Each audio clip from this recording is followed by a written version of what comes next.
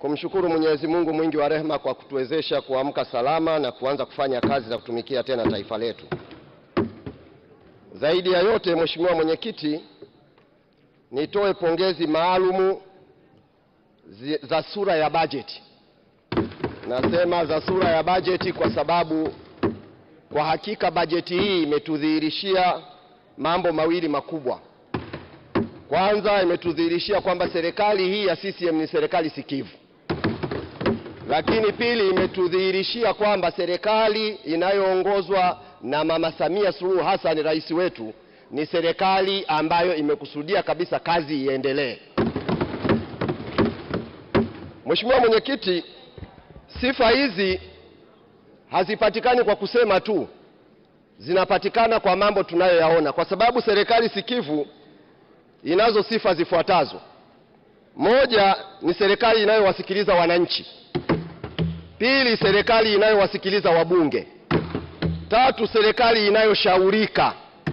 Nne, serikali ambayo iko tayari kujikosoa. Na tano, serikali inayotekeleza mambo kwa wakati. Kwa hiyo haya mambo yakiwepo, haya ndio nasema hii serikali sikivu. Na katika bajeti hii unaweza ukayaona haya mambo katika maeneo yafuatayo.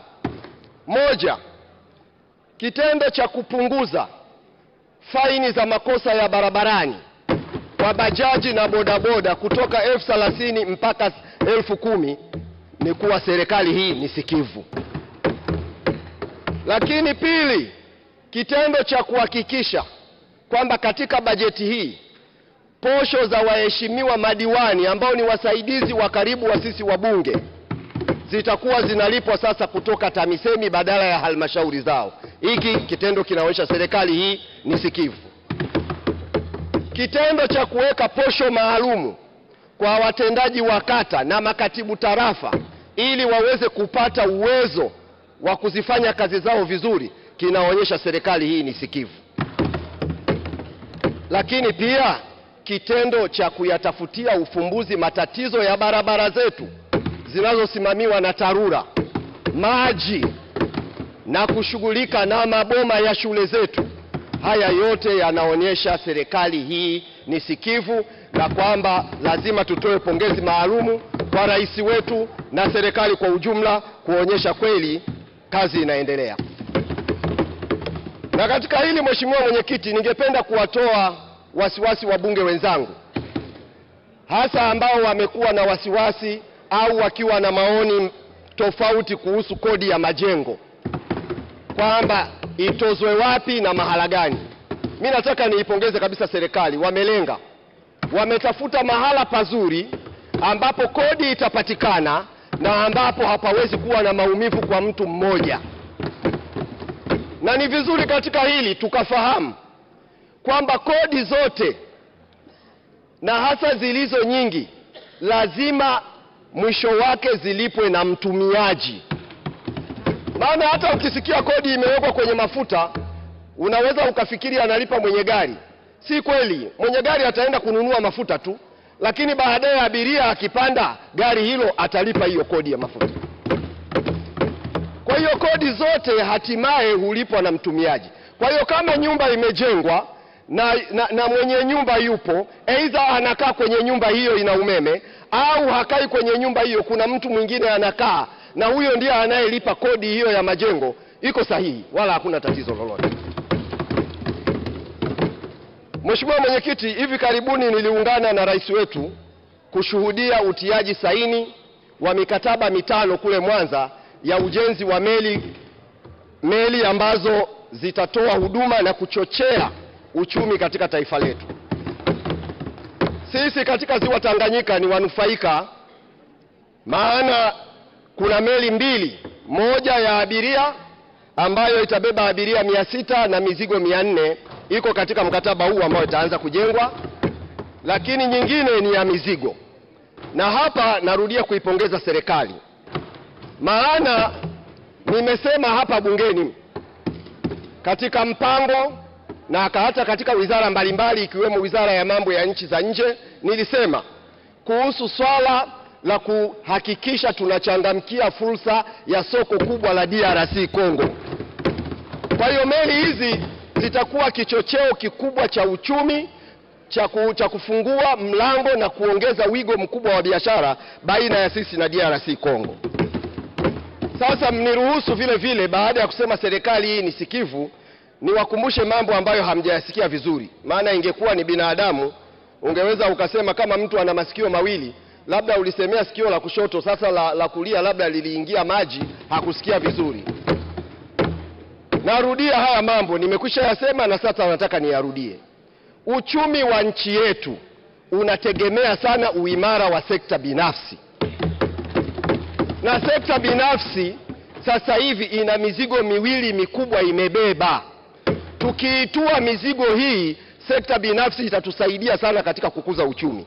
Mzigo wa kwanza, riba za mabenki. Maana ilisababisha hapa mpaka nijiteue mwenyewe kuwa balozi wa kutetea riba za mabenki. Riba za mabenki, endeleeni kulitazama jambo hili. Lakini mzigo wa pili ni ulipaji wa madeni ya serikali kwa wakandarasi wa ndani. Mheshimiwa Mwenyekiti, nataka nikwambie hali ni mbaya. Mimi kuna watu sasa hivi hapa wakipiga simu napata shida kupokea. Mmoja wapo ni mpiga kura wangu mmoja anaitwa Raymond Dabiegese, yuko kule Kigoma.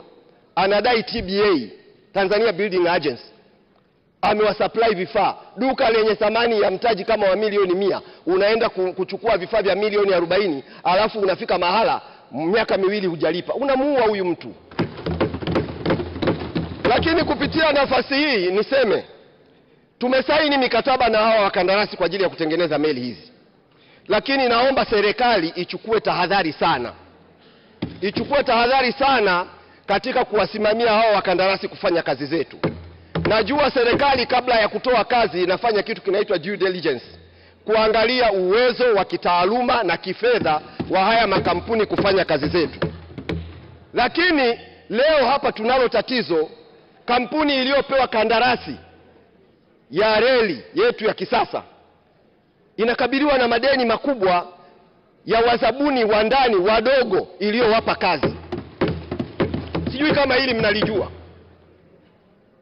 Serikali inawalipa wao kwa wakati, lakini wao wale watu walio subcontract kazi ndogo ndogo hawawalipi. Sasa hivi wanadaiwa zaidi ya bilioni 14. Baadhi ya wadeni jana walikuja hapa, niliwaunganisha na naibu waziri wa ujenzi ili waone jinsi ya kuwasaidia. Na ndugu zangu, imetokea baadhi ya makampuni haya yamefanya kazi kwenye nchi zingine, yakamaliza mikataba yake, yakamaliza miradi, yakawaacha watu wa nchi hizo, wakandarasi wadogo wadogo wa nchi hizo, wazabuni wadogo wadogo wanadai madeni. Nchi mojawapo ikiwepo ni Ethiopia. Wametekeleza miradi lakini wameacha makovu. Kwa hiyo niombe serikali na hasa hazina, mnapotoa fedha na ikiwezekana hata katika mikataba yenu, hawa wakandarasi wa kutoka nje mnapowapa kazi, waonyeshe wao wanaingia mikataba na wazabuni wadogo wadogo wa ndani ya nchi. Mikataba ile muwe nayo na mjue kama wale wazabuni wanaowapa wanalipwa kwa wakati. Vinginevyo nyinyi mnawalipa lakini wao hawawalipi. Hilo jambo litafika mahala, litasaidia miradi kutekelezwa, lakini litarudi tena kuwabebesha mzigo watu wa sekta binafsi katika nchi yetu.